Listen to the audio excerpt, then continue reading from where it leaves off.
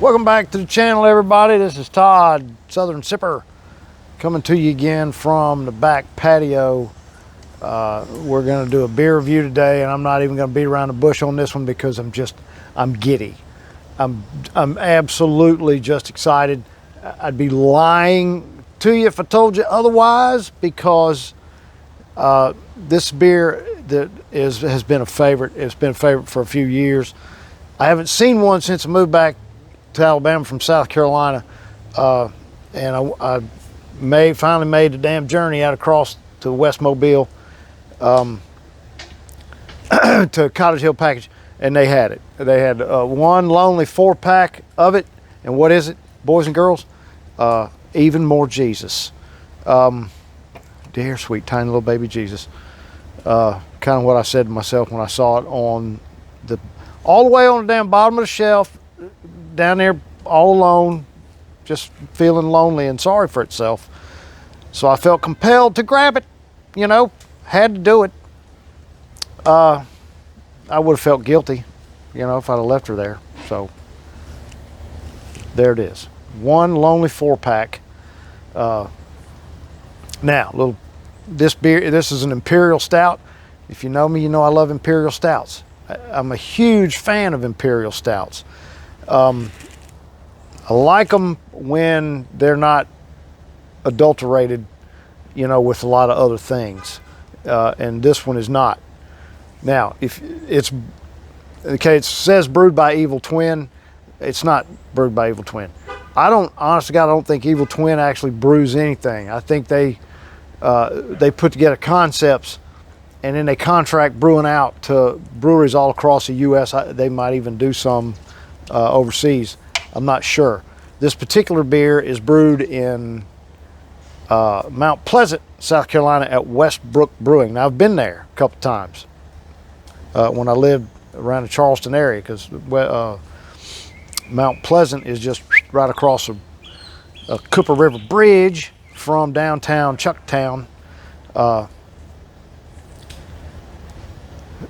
And my good friend and neighbor when I was living there, Holger, he was the one that first bought this beer, and he was just raving over it, and he's another lover of stout, so he had to call me and tell me that you must come over and drink this beer with me. So across the yard I went. I could see his house. We could walk back and forth across the backyards, which we did on more than one occasion, and sometimes not necessarily in the straightest of lines, if you understand.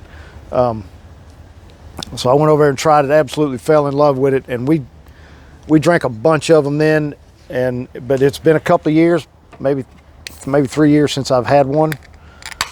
Hoping it's as good as I remember, that they haven't toyed around with the recipe or anything. Look at that. It's like damn used motor oil. And when I say used, I'm talking about well used. Oh my goodness. Just look at the color, the head on that. It's absolutely deep caramel. Ugh, jeez. Please be what I remember. Oh boy, smells like stout. It's not the most complex of noses, but this is still pretty cool. If you want to get all futzy about it, it's probably too cold for a stout, but so what? I do have the proper glassware. Big fan of proper glassware. This is snifter that I got at Highland Brewing when I went to Asheville a few years ago.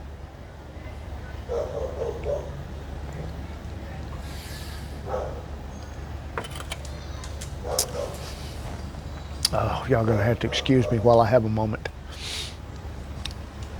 That is that's outlandishly good. It's outlandishly good, children. Oh my God, it's thick, viscous. I mean, it has tooth. It is crazy. It's complex it is absolutely loaded with, coffee and chocolate and it's smoky and roasty from the dark malts, the dark fruits, and all of those notes. You know, I don't like to get all futzy in these things, you know, but sometimes people just get something right, you know, and boy, oh boy, did they just got this one right.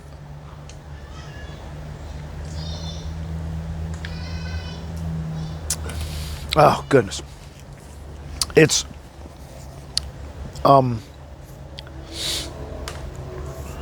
hopped lightly,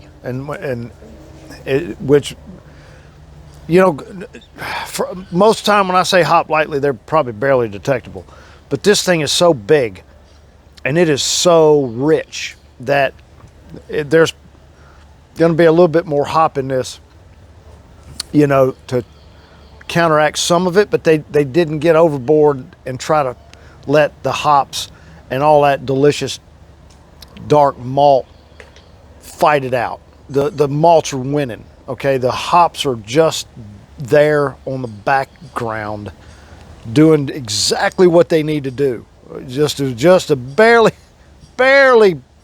be detectable, just enough to kind of cut some of that richness. Oh, this thing is ridiculously good.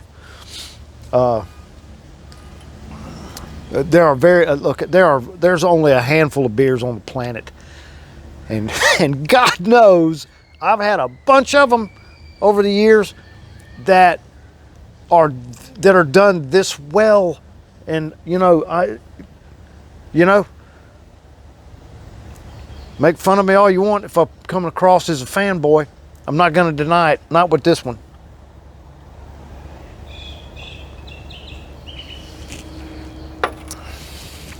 That's just it just gets better. You know, I've said this before, that when you on these beers that are this big and this bold and this intensely flavored, you know, that first, especially if you're new to it and it's not something that you drink a lot of,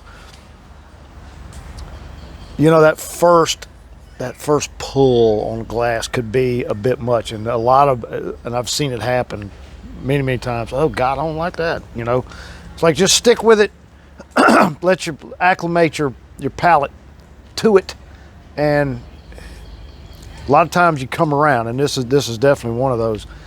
And of course, I know what to expect with it right from the get-go. But the more of this that you sip on, it just, and of course, as it warms a little bit, it just opens up. It just gets better and better. This is an absolutely true drinking experience, for lack of a better term. It's just that good. I'm going to quit raving over this thing. I think I've made my point how much I like it. You know, taste is subjective. We all know that. So I'm going to let you guys be the judge on this yourself. If you see it, you know, now it ain't cheap. I paid $15 for a 4-pack. That is generally a lot more than I am willing to spend, but I do love this beer, and I can put those down and have one on occasion. It's money well spent for me, and it cellars well, so it can live in the fridge for a decent period of time without really hurting anything.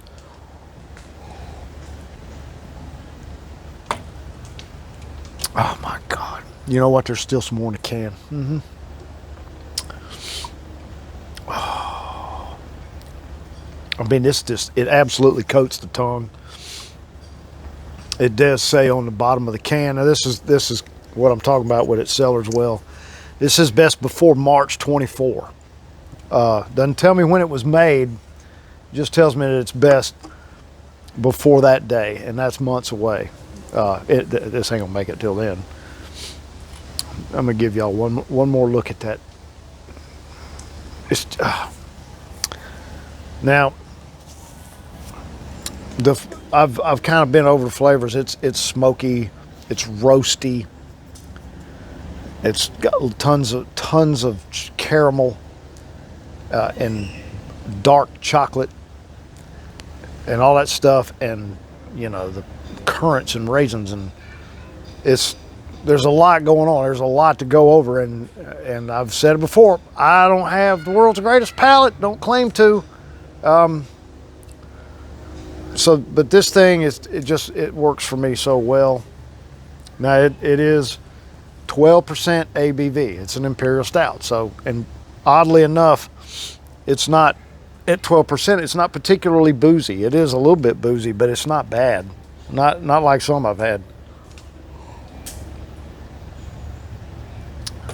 Now, I used to have to get it in bombers, big bottles, and that was fine. Me and my neighbor Holger, we would sit there and share them. And really, this, even in 1 pint cans, that's the best way with a beer this big and with that high ABV is, boop, boop, boop, boop, 2 glasses, and sit down with a friend or some friends, and sip on this thing and enjoy it. It's not a beer for a night out at a party. It's just not that. It's too big, and a belly full of it, just wow, you're just gonna wind yourself up in trouble, and nobody wants that. But quietly with some close friends to share it at home or at a buddy's house or something like that, it's an experience not to be missed. Now, I don't normally do this, but I'm going to read the hype train off the back of the can here. It says a few times in the history of craft beer, it has happened that a highly praised beer rises beyond mortal stardom into a higher godly league. Usually the recipe to make such heavenly drops is thick fudge-like body, pitch black color, amazingly overwhelming aromas of chocolate, coffee, dark fruits, and muscovado sugar. I don't even know what that is. Obviously, only made in limited amounts, and most crucial of all, it must taste rare. There you go. That's their hype on the can. I think I've rambled and ranted on long enough about this thing.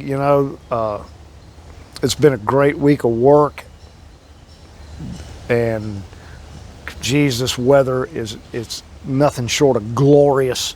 Now we are in the middle of a really severe drought, which is not helping me at work at all. But there's always an upside to that sort of thing. Is when it's not raining, I get tons of I really do get caught up on all of the stuff, that sometimes I tend to run behind on, and so so does the rest of the crew. If honestly, I desperately need some rain, but there's none in the forecast for at least another week, and honestly, that's good, because I have a big event at work in a week, and if we get through that, then hell, I don't care if it rains every damn day after that. Then, and when that thing is over, man, my life gets so simple for a while. I always look forward to, November, December, all the way through to first part of March. Man, life just slows down for me so much.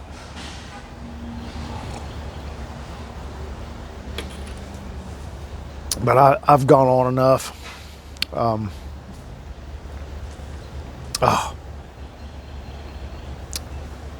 Fanboy at heart. I can't help it. This thing is. So what I'm going to do now is close this video up, and then I'm going to sit out here in this absolutely Chamber of Commerce type weather and roast up some coffee, because that's another hobby I have. There's a video buried deep in the bowels of the channel. I'm not even going to link it. Go dig around for it. It's in there, on how I roast coffee. And because that's another thing that my wife and I love is coffee. We probably drink way too much of this stuff, and I've been roasting coffee for 20 plus years. It's one of the few things in life that you can get a far better end product if you do it yourself, and for less money than you can buying it, and with very little practice. It's one of the easiest things in the world to do. So anyway, now that I found another subject to cover, today is Thursday. This thing's going up probably tonight. So, I mean, not tonight. I'll get it cleaned up, edited tonight. It'll upload in the morning. That'll be Friday. So I'm just going to go ahead and tell you now, I hope everybody has a great weekend. I've got a great weekend planned. So y'all join me in that. And as always, please like and subscribe, leave a comment.